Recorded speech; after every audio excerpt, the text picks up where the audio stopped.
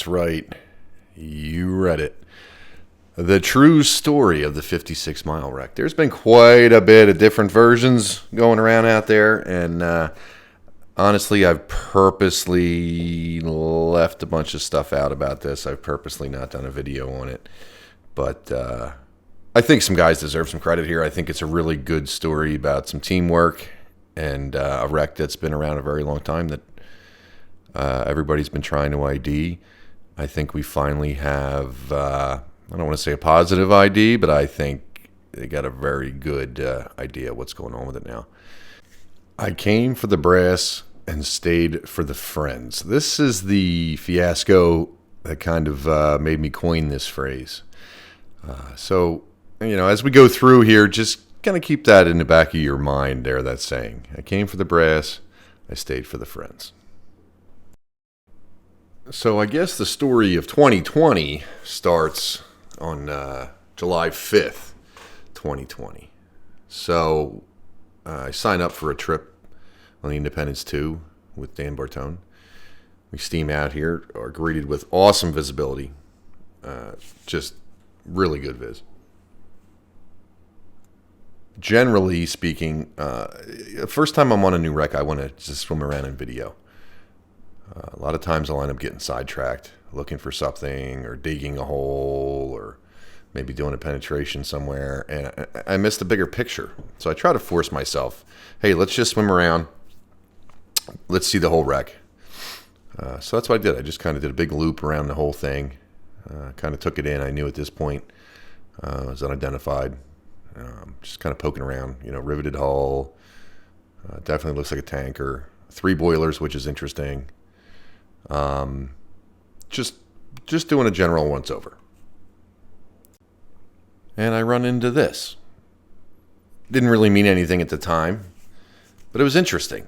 There's like is that like a hose reel or cable? Don't know. But again, interesting, something you don't normally see. So took note of that. Checked the tie-in.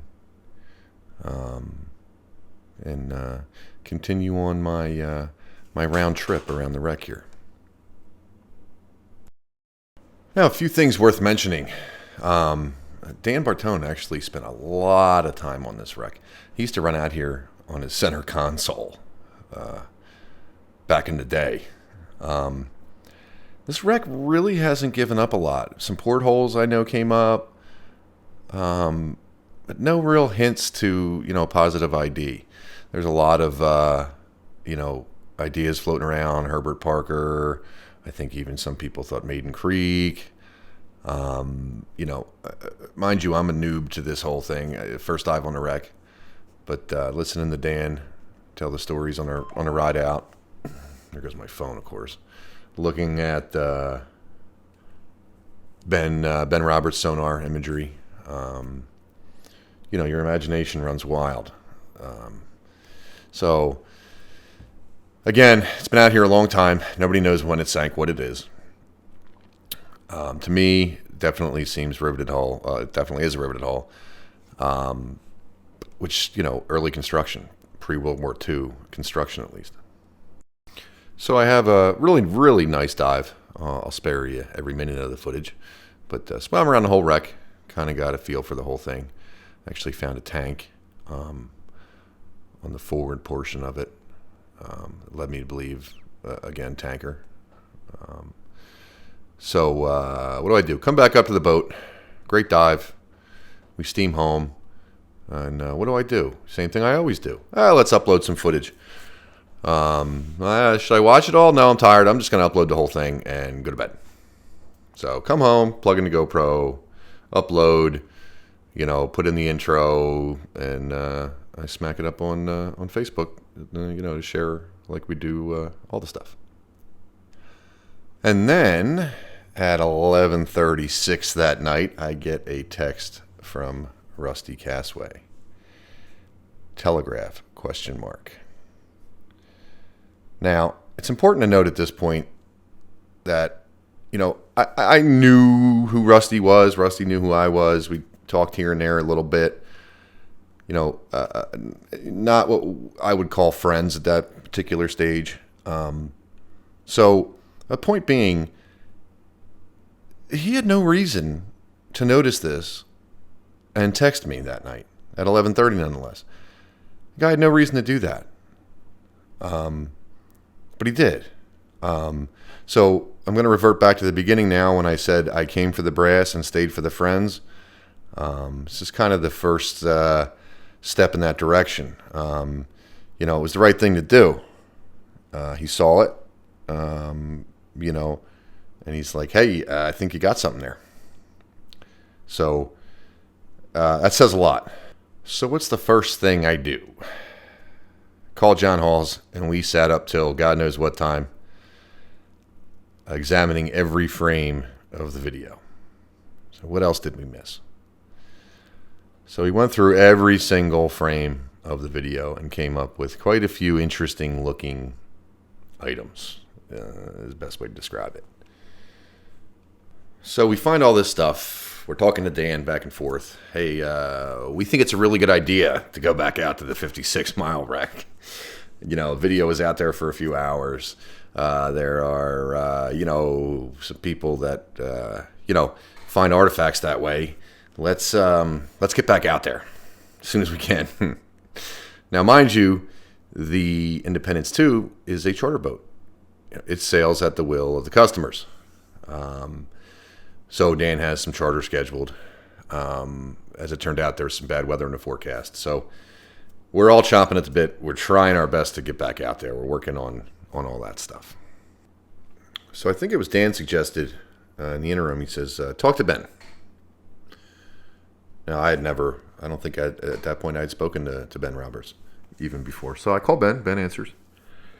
Hey, it's Ross, the idiot from New Jersey. I'm going to send you a video. So I send him the video. He looks at the video. He notices the spool on the stern as well. And Ben fills me in a little bit on some of the theories on the 56 mile. One, of course, being John Bricker's theory that it was the Oklahoma. I think Gary Gentile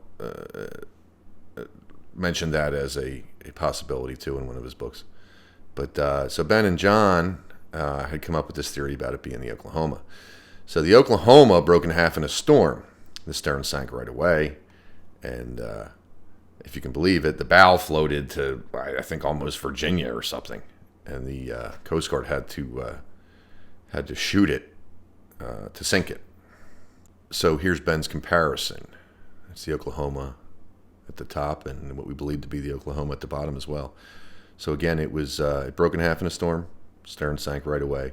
Bow went turtle and floated all the way down the coast. Coast Guard had to actually shoot it to sink it. It's still turtle on the bottom down there. So now, let's recap. We got some interesting video. We've got some interesting looking things in the video. We can't be certain what they are, but they certainly look interesting. Talked to Rusty. Talked to Ben. We now have this theory going. Well, Ben and John Bricker had this theory going about it being the Oklahoma. So now things are starting to heat up. Things are starting to get real interesting. One of the things Ben mentioned was that spool on the video. This guy here. Again, interesting, right? Now, here's a picture of the stern of the Oklahoma from one of Gary Gentile's books. Starting to make a whole lot more sense now. Now you can see on deck to the right there, starboard side, looks like a sounding machine. And of course, on top there, you can see a helm and some steam whistles and a binnacle and a telegraph. So now things are really heating up, right? We're trying to get back out there. Charters are cooking. It's COVID. Everything's conspiring against us getting out there. Now we're jumping out of our pants, though, right? I mean, who wouldn't be? So I believe it was about this point in the story, two things happened. Another boat went out there. They saw the video, of course. Rumors get around. They go out there. We hear they go out there. We don't find out they got anything. We don't know. We just know they went, right? About that same time, a member of the crew gets on Facebook there, and it's the Oklahoma. I've decided it's the Oklahoma. Case closed. So we're still kind of standing back a little bit here, like, well, it sort of has to be, but show me something that says Oklahoma. Give me a serial number, or give us something. It's hard to, it's very hard under these circumstances not to want to say that we've identified this. We know what it is, right? We think it is, right? It's something with cable on the back. It's the right era. Lots of things are pointing to that, but again, stranger things have happened. So we're trying to formulate a plan, right? How can we positively ID this? Maybe we can get the helm. Maybe we can get the binnacle. Maybe something's got a name on it, serial number that we can trace. Anything like that. Again, we're still trying to get back out there. Still got charters, weather, COVID. So, it just, we're dying. So the Independence 2 finally frees up. I think it was a Saturday trip. Rusty's going to come up from Cape May. Halls is going to go. Pat's going to go. Everybody's going to jump on the Indy, and we're going to go find this stuff. Only problem is I can't go that day. So what did I do? Well, I did what any intelligent human being would do. I created a treasure map with crayon. And yes, I used crayon on purpose. Red because I already ate all the blue. I just figured it'd be funny down the road if it ended up being something that we'd have this treasure map written in crayon. So I draw the guys this map. And here you go. It was 10:25. The guys were supposed to go. I guess probably the day before I did that. I don't know. Long time since July 5th. So I draw on the map, pass the map around. Here you guys, like, this should be where the stuff is. Now there's still a lot of confusion. I said, okay. And I mean, good reason, right? I mean, I know where I went. Look at that jumble of mess. Try to explain to somebody else where you went. So I made a video. And here it is with a couple of things that we found. There's a steam whistle there on the left-hand side. Almost certainly a steam whistle. There's a binnacle.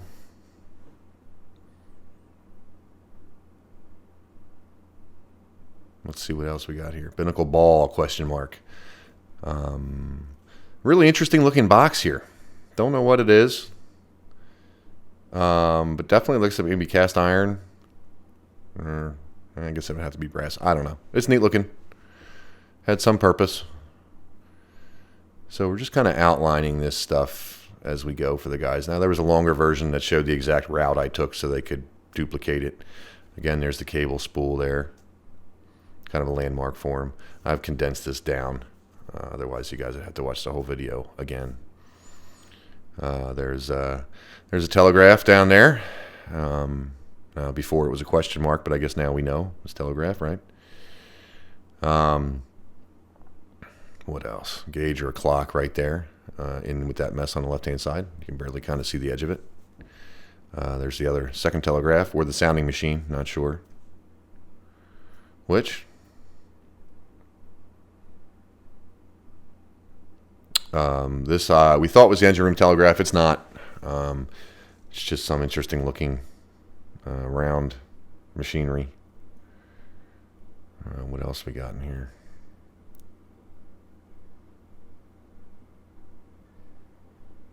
Interesting shape on the right there. Not sure. Might be gauge, clock, telegraph, sounding machine. I mean, there's two telegraphs in the sounding machine. All kind of have the same shape. That thing there looks an awful lot like a helm to me. Hard to say. And let's see, what else did we find? I guess that's about it for that. So now where are we? Guys are ready to go. I'm traveling for work or something. I can't go. Make them a map. Pass out the video of the map. Have at it, fellas. Day before, weather changes for the worst. Can't go. So Now we're back to sitting on our hands, right? So here we go. Finally, a week or two later, we get a trip together. We get on the Indy and we steam, I believe it was 56 miles, if you can believe that. So we steam out there. We're all excited. We're going to go. We're going to see what this stuff is. Maybe we'll be able to ID this wreck finally. All the hard work Dan put in over the years. A lot of guys, all the research Ben did, John Bricker. Rusty's kind of, waiting with bated breath now too. I can't wait to see what this is. So here we go. We're going to be heroes today. We're going to go out. We're going to solve this mystery. And what do they say about the best made plans? We steam out here, and this is what we arrive to. The boat of secrets is on the wreck, whose captain swore there was nothing to find here, no reason to go. Again, I put the video out. They watched it. Now they want brass, right? Remember before I was talking about came for the brass, stayed for the friends? Well, you can figure that one out. So we get out here, and, a lot of things we could have done. Could have jumped anyway, but we decided to go to the bite event and have a good dive anyway. So that's what we did. So all those months of waiting, you can imagine the mood on the boat was not great. So now we're back to this, right? Where's Waldo? They've been out there a number of times now. What did they get? Did they get anything? Was the stuff that we saw even what we thought it was, right? So now we're second guessing everything. We're never going to hear, everything, but we're sweating, no doubt, right? And a week or two later, this shows up on Facebook off of the 56 mile wreck. So good news, bad news, right? Good news is we were right, and we weren't just seeing what we wanted to see. Bad news is, we didn't accomplish our mission, right? So now, full disclosure at this point, if anybody knows the guy that got this, I do too. No ill will whatsoever. I am extremely happy that he got it. It's not yours until you float it. We weren't even sure of what we had. We didn't even know. It looked like a telegraph. Who knows, right? So don't get the wrong idea on that one. There's no bitterness there. I'm very glad that he got it. But, of course, we're very disappointed that our hard work and determination didn't pay off in the end, right? So let's sum up again with some wreck in the background here. Talked to Ben, Rusty contacted us. We talked to Ben, talked to Dan. We got the Oklahoma theory going.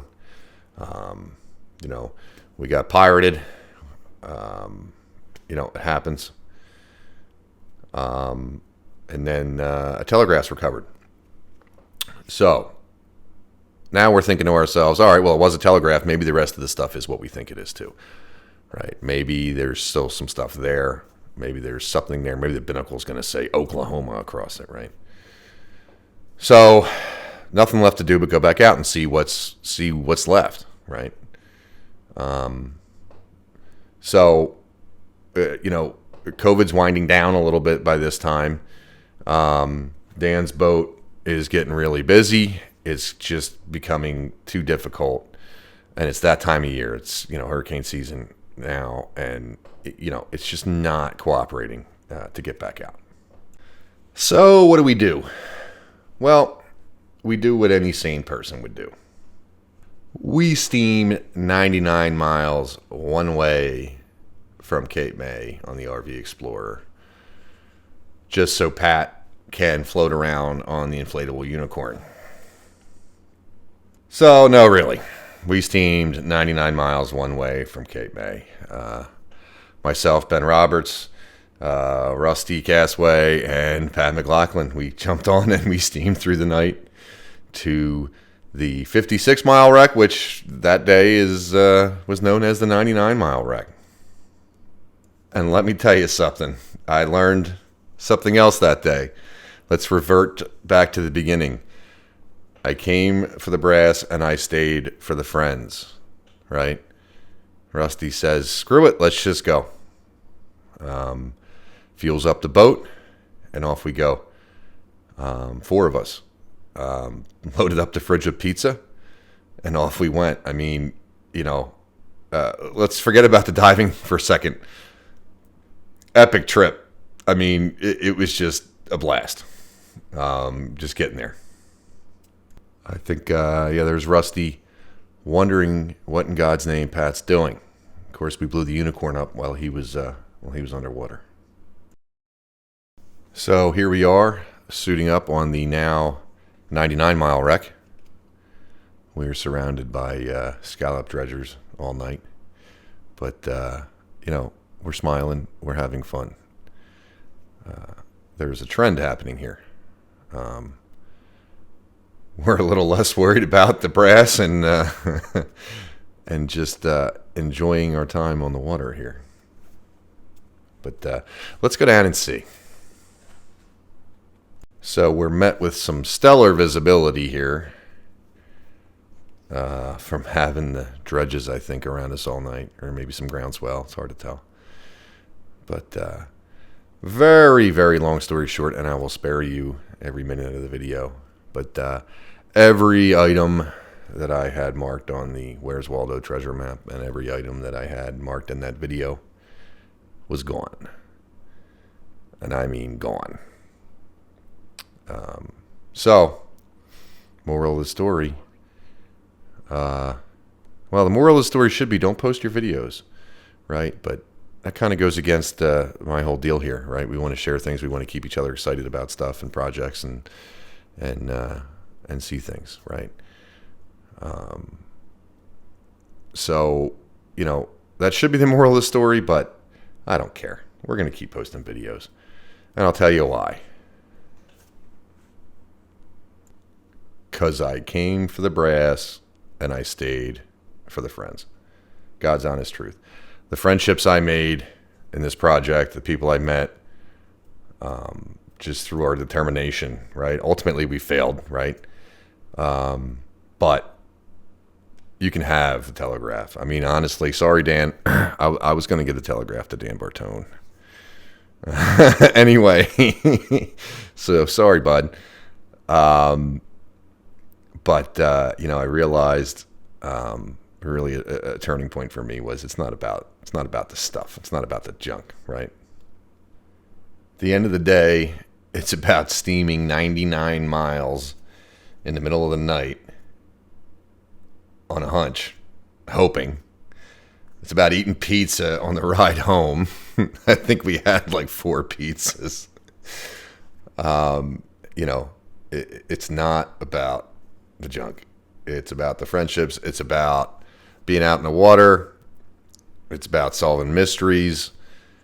I think in the end, do I believe that the 56 miles, the Oklahoma? I do. But hopefully, somebody's going to bring something up that says Oklahoma on it.